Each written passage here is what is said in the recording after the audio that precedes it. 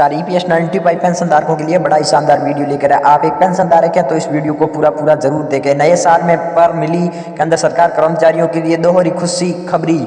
DM और out rate में allowed में इजाफा जाने के लिए कितना नया साल के साथ कर्मचारियों के लिए अच्छी खबर है। तो इस साल कर्मचारियों को डीएम और हाउस रेट अलाउट में बढ़ोतरी की सूचना दी जाती है। तो नए साल के साथ केंद्र कर्मचारियों के लिए खबरी। इस साल पर कर्मचारियों को डीएम और अलाउड रेट अलाउड में बढ़ोतरी की सूचना मिल रही है। तो मीडिया रिपोर्ट के मुताबिक 1 जनवरी से जून के लिए केंद्र कर्मचारियों के लिए 4-5% बढ़ोतरी हो सकती है। तो अगर आप 4% हो सकते हैं तो उसको 50% तक पहुंचा सकता है, तो जो कर्मचारी के लिए बहुत ही सकारात्मक है। तो इस वीडियो को पूरा जरूर देखें। साथ में वेतन आयोजन के लिए अनुसार कि जबकि डीएम में 50% या उससे अधिक हो सकते हैं, तो अलाउड रेट अलाउड में संशोधन किया जाता है। तो इससे बढ़ते हुए कारण में कर्मचारियों के लिए और बस खुशखबरी मिल रही है। तो वर्तमान में ही भत्ते के लिए दर पर 46% साल पर 2023 की दूर पर समाई के लिए सरकार ने कर्मचारियों के लिए भत्ते में 4% का इंतजाम किया है। तो जिसके लिए में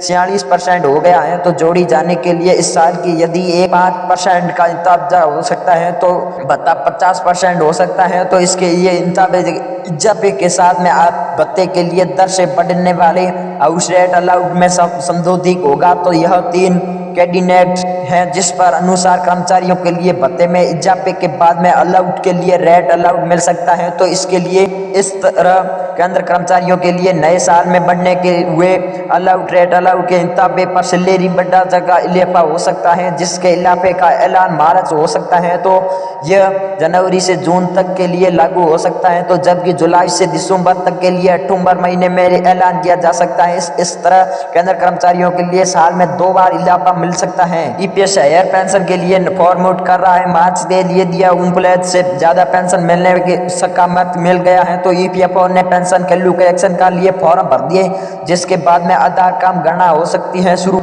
मावित के जेपी शिवन पुरानी फॉर्मों के लिए पेंशन की गणना की है। तो पेंशन फर्मेक शरीर के पेंशन सैलरी में आदि हिसाब से लगाते के बाद में पूरे 60,000 रुपये से 551 रुपये की पेंशन बन रही है। तो जो सितंबर में के आधार पर 73,225 रुपये बन रही है। तो खास में बात यह है कि जमा करने के बाद में राशि 45 लाख से 43,705 हो रही है। तो जिसके लिए इसके बाद में नहीं है। तो बिला कि इसमें स्टाफ के लिए ईडीएम के लिए एरिया पे पेंशन की गणना की गई है, तो जिसका नाम ओपीएस रखा गया है। तो जून 2003 से सैलरी की सेवा जुड़ने के बाद में डीएम 2026 में रिटायरमेंट हो गए। तो 24 में 58 साल हो रहा है। तो इसके लिए जून में 2003 जुलाई 2024 के तक नौकरी कर जाए तो पेंशन में अधिक 7731 है। तो वही पेंशन भोग सैलरी के लिए आखिरी 60 माह पर वेतन का आयोजन है। तो पर पेंशन पर अधिक 77 2 साल वेतन 720-30 रुपये हो सकता है। तो 8,461 रुपये आता है। तो 8,061 तो को पेंशन भोगियों के लिए सैलरी है। तो 22,1121 से जुड़े 25,550 के लिए लगभग देने के लिए 7,525 के रुपये होना के बाकी बढ़ोतरी बैकिंग हो सकता है।